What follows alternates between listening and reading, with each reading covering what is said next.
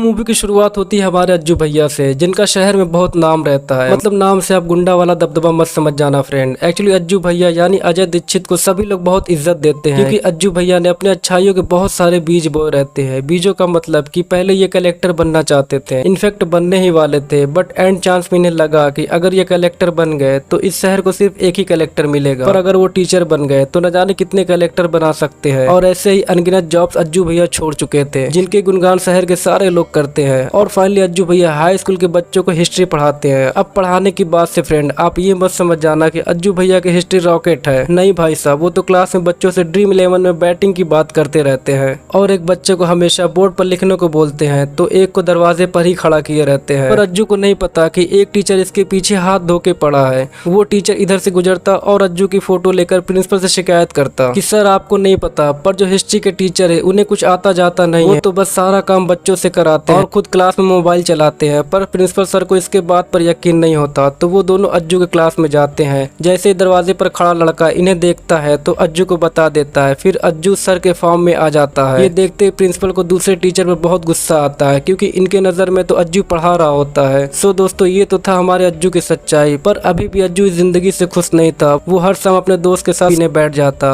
और जब नशे के हालत में घर आता तो वही पुरानी कहानी, बाप गुस्सा करता है और माँ प्यार, बेटा खाना खाया। सो अब यहाँ हमें कुछ अलग देखने को मिलता है। एक्चुअली अज्जू भैया की शादी हो चुकी रहती है और इनकी वाइफ का नाम निशा रहता है, पर अज्जू निशा को भाव नहीं देता। मतलब अज्जू का निशा से नहीं बनता है। इसके आते ही निशा बेड से हटकर जमीन पर सो जाती है। इसके बाद हमें निशा के पास्ट में दिखाया जाता है, जहाँ निशा अपनी जिंदगी में बहुत खुश थी, पर निशा को बचपन से ही एक बीमारी थी, उसे कभी कभी फिट्स आते थे, मतलब मिर्गी के दौरे। इसलिए निशा के लाइफ में फ्रेंड्स तो बहुत बने, पर बॉयफ्रेंड एक भी नहीं, क्योंकि निशा को उसके मन पसंद कोई मिलता ही नहीं। इसलिए निशा ने डिसाइड कर लिया कि जो इसे पूरी तरह समझेगा ये उसी के साथ अपनी लाइफ पूरी शिद्दत के साथ निभाएगी। फिर एक दिन इसकी जिंदगी में अज्जू आया अपने पुराने दिखावे के साथ, कि अज्जू को बुजुर्ग लोगों का आदर करना पसंद है, बच्चों के साथ खेलना पसंद है, और लोगों से जल्दी घुल मिल जाना, ये सब उसके अंदर कूट कूट के भरा है। पर दोस्तों ये सब तो सिर्फ अज्जू का दिखावा था, पर निशा तो ये सच्चाई समझती नहीं है और इसे अज्जू बहुत पसंद आता है। और अज्जू को निशा में वो सब कुछ दिखा जो लोगों को दिखाना चाहता था और जो वो हमेशा से चाहता था। निशा के पापा बड़े बिजनेसमैन, खूबसूरत निशा और टॉप डिग्रियां, जो अज्जू को बहुत पसंद आया। पर बात शादी की आगे बढ़ती उससे पहले निशा ने अपनी बीमारी के बारे में अज्जू को बताया कि बचपन से उसे मिर्गी के दौरे आते थे, मगर दवाइयाँ चलती है और अभी 10 सालों में एक बार भी नहीं आए। तो अज्जू पहले थोड़ा सोचता है, फिर बोलता है हाँ तो कोई बात नहीं, बचपन में हम भी मिट्टी खाया करते थे, अब 20 सालों से नहीं खाते हैं। सो फाइनली दोनों की शादी हो जाती है। अज्जू उसकी फैमिली निशा के बाहर आने का इंतजार करते हैं। थोड़ी देर होने के बाद जब अज्जू उसे लेने जाता है तो निशा को देखकर शौक हो जाता है, क्योंकि निशा को मिर्गी के दौरे आ रहे होते हैं। फिर निशा बताती है कि शादी में भीड़ भाड़ की वजह से वो दवा लेना भूल गई, तो शायद इस वजह से उसे फिट्स आ गए, क्योंकि बीते 10 सालों में तो कभी आए नहीं थे। पर अज्जू चुपचाप मुंह फुलाए बैठा रहता है, और इसी वजह से अज्जू शादी के इतने दिन बाद भी कभी निशा को बाहर नहीं ले गया।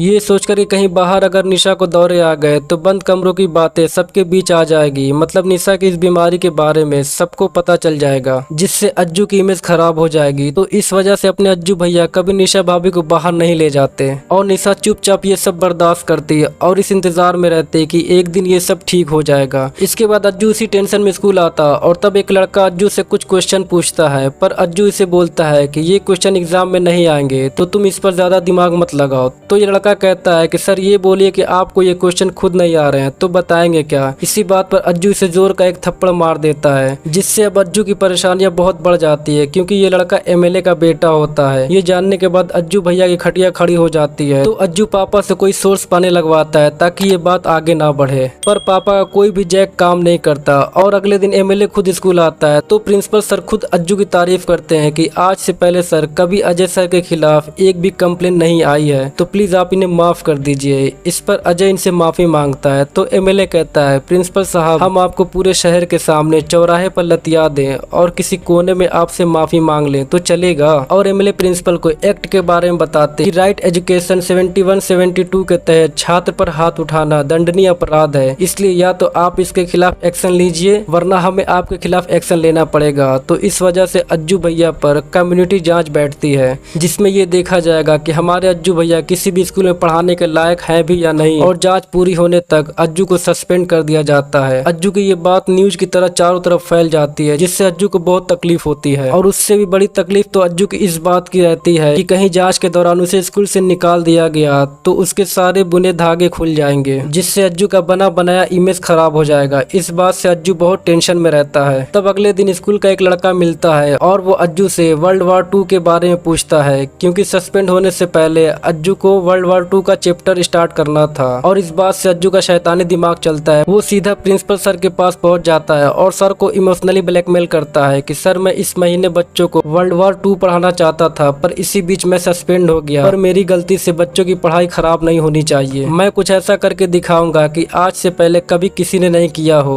अपने पैसों से मैं यूरोप पेरिस जाऊंगा और वर्ल्ड वार के लोकेशन से बच्चों को वर्ल्ड वार 2 पढ़ाऊंगा। अज्जू की इस बात से सर बहुत खुश होते हैं और अब अज्जू को पैसों का प्रॉब्लम सॉल्व करना है। तो ये यहाँ भी वही इमोशनली ब्लैकमेल। तो अज्जू फोन पर बातें कर अपनी बुलेट गाड़ी, गले की चैन वगैरह बेचने की बात करता है, जिससे पापा पूछते हैं आखिर क्या बात हो गई भाई कि ये सब बेचना पड़ रहा है। तो अपना अज्जू कहता है, ना ही मैं अच्छा बेटा बन पाया, ना ही अच्छा पति और ना ही अच्छा शिक्षक। आज तक ना मैं निशा को कहीं घुमाने ले गया, बच्चों को ठीक से पढ़ाया तक नहीं। वर्ल्ड वार 2 का क्वेश्चन बाकी है और महीने भर के लिए सस्पेंड हूँ। तो इसलिए पापा मैं सोच रहा था कि निशा को लेकर यूरोप जाएं और वर्ल्ड वार 2 के लोकेशन से बच्चों को पढ़ाएं। ऐसे बच्चों की एजुकेशन हो जाएगी और हमारी वेकेशन। पर इन सब में पैसे ज्यादा लगते, इसलिए मैं ये सब बेचना चाहता हूँ। पर अज्जू की बातों से पापा बहुत खुश होते हैं और सारा खर्च उठाने को तैयार हो जाते हैं, जिससे अपने अज्जू का प्रॉब्लम सॉल्व हो जाता है और टिकट वगैरह सब रेडी हो जाता है। इस बात से निशा बहुत खुश होती है और अज्जू को थैंक यू बोलती है। पर अज्जू है बहुत शातिर। एक्चुअली आपको तो पता ही है फ्रेंड, अज्जू ये सिर्फ अपनी इमेज के लिए कर रहा है। तो ये निशा से कहता है, तुम ज्यादा एक्साइटेड मत हो, ये मैं सिर्फ अपनी इमेज के लिए कर रहा हूँ। तुम्हें लाद के ले जाने का बहाना नहीं करते तो पापा हमें कभी पैसे नहीं देते, इसलिए तुम एयरपोर्ट से अपने घर चली जाना, वहाँ जाकर कोई भी बहाना मार देना, वापस आते टाइम मैं तुम्हें ले आऊंगा। अज्जू की इस बात से निशा को बहुत तकलीफ होती है, पर निशा अब खुद से वादा करती है कि वो ऐसे वापस नहीं आएगी, अज्जू भैया को सबक सिखा के आएगी। और निशा अब जिद पर अड़ जाती है कि वो यूरोप जाएगी। पर अज्जू कहता है, हम तुम्हें लेकर नहीं जा रहे हैं, तुम होते कौन हमें रोकने वाले, तुम्हारे पैसों से नहीं जा रहे, अपने सास ससुर के पैसे से जा रहे हैं और हम पागल थे जो तुम पे भरोसा किया। लाइफ में तुम जैसा लीचर मतलबी इंसान नहीं देखे,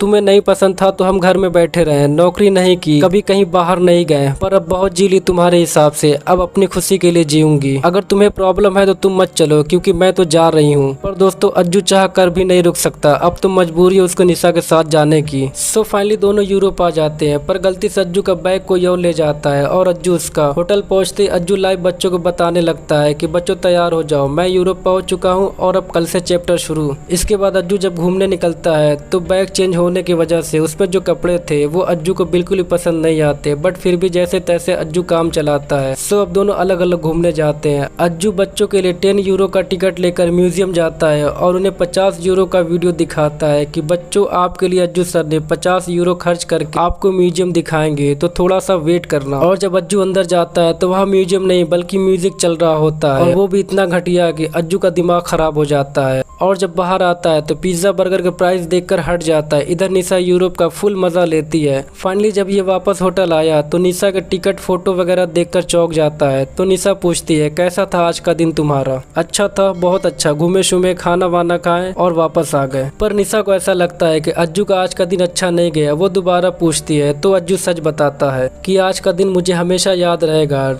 2 पाव के बीच में पत्ता गोभी डालकर 500 रुपए चार्ज कर रहे थे और म्यूजियम का टिकट देकर म्यूजिक में बिठा रहे हैं, वो भी रोने वाला म्यूजिक। और इनका भाषा ही मुझे समझ नहीं आता, जैसे मुंह में कोई पान खा के बोल रहा हो। सो क्या तुम मेरे साथ कल घूमने चलोगी, क्योंकि तुमको ज्यादा आइडिया है? पहले तो निशा मना करती है, पर अज्जू का उतरा चेहरा देखकर साथ चलने को तैयार हो जाती है। सो फाइनली दोनों साथ साथ जाते हैं। निशा हर लोकेशन की बातें पूरी डिटेल में समझाती है, क्योंकि यूरोप के हर एक कोने में वर्ल्ड वार 2 से जुड़ी कहानियां छुपी रहती है, जो निशा अज्जू को डिटेल में समझाती है और वही अज्जू डिलीवर अपने बच्चों को करता है, जिससे अज्जू का वर्ल्ड वार 2 का चैप्टर और आसान हो जाता है। वो बच्चों को और भी अच्छे से समझाने लगता है। सो अज्जू का ये वीडियो एमएलए भी हर रोज देखता है, पर एमएलए का गुस्सा शांत नहीं होता। वो सीधा स्कूल आता है और प्रिंसिपल से जांच कमेटी की बातें करता है। तो प्रिंसिपल सर कुछ लोगों को जांच कमेटी के लिए बुलाए होते हैं, पर एमएलए को इन पर भरोसा नहीं होता। तो वो कहता है, आप अपनी कमेटी रखिए अपने पास, अब जो करना है हम करेंगे।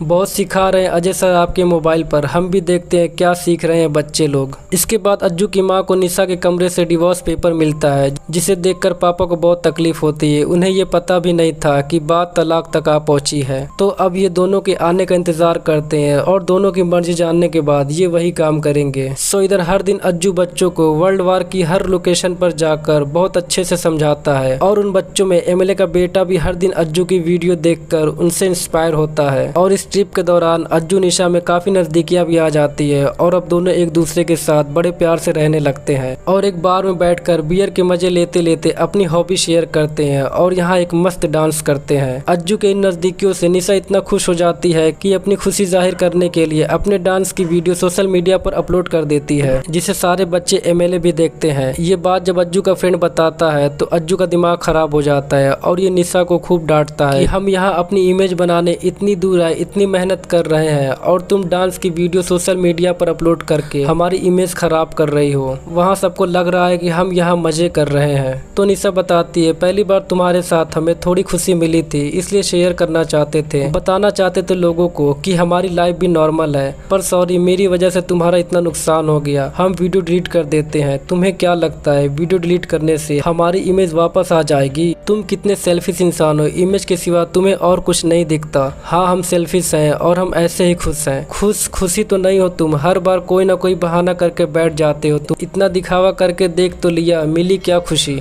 हाँ नहीं मिला, क्योंकि हमें जो चाहिए था वो जिंदगी में कभी नहीं मिला। लाइफ पार्टनर में मिली तो तुम्हारे जैसी डिफेक्टेड पीस। निशा को अज्जू की ये बातें बहुत तकलीफ देती है और तब ये बताती है मैंने तो डिवोर्स पेपर तक मंगा के रखे थे, मैंने साइन भी कर दिए होते, पर पता नहीं क्यों एक उम्मीद लेकर बैठी थी कि शायद हम दोनों के बीच कुछ चीजें ठीक हो जाएगी, शायद तुम बदल जाओगे, शायद हम भी एक नॉर्मल हस्बैंड वाइफ की तरह रहने लगेंगे। पर गलत थे हम, तुम्हारा कुछ नहीं हो सकता। वापस जाते ही पेपर पर साइन कर देंगे और निकल जाएंगे तुम्हारी जिंदगी से। इसके बाद अज्जू को अपनी गलतियों का एहसास होता है और ये निशा से कहता है पिछले 10 महीनों तक हम सोच रहे थे कि तुम हमारे लायक नहीं हो, लेकिन इन 10 दिनों में हमें एहसास हुआ कि हम ही तुम्हारे लायक नहीं है। हमने तुम्हारे साथ बहुत बुरा किया, लेकिन तुमने जो भी किया, जब भी किया, अच्छा किया। कल गुस्से में हम कुछ भी बकवास कर रहे थे, हम बोलना नहीं चाहते थे, बस मुंह से निकल गया। तो निशा कहती है प्रॉब्लम ये नहीं है अजय कि तुम्हारे मुंह से ये शब्द निकला, प्रॉब्लम ये है कि तुम्हारे दिल से ये कभी नहीं निकलेगा। हमें फिट्स की प्रॉब्लम है, ये हमारी रियलिटी है, लेकिन उस डर की वजह से हम जीना तो नहीं छोड़ देना और हम ये भी नहीं चाहते कि तुम इस डर के साथ जियो, फिर हम अलग ही सही हैं। तो अज्जू कहता है हो जाना अलग, हम नहीं रोकेंगे तुम्हें, लेकिन हमारे रिश्ते में कुछ भी ढंग का हुआ है ना तो ये ट्रिप बस 3 दिन और बाकी है, इसे अधूरा छोड़कर मत जाओ। इसके बाद दोनों ऑस्विच जाते हैं जहाँ वर्ल्ड वॉर 2 का आखिरी चैप्टर था जो बहुत ही भयानक था। दुनिया का सबसे डरावना कंसंट्रेशन कैंप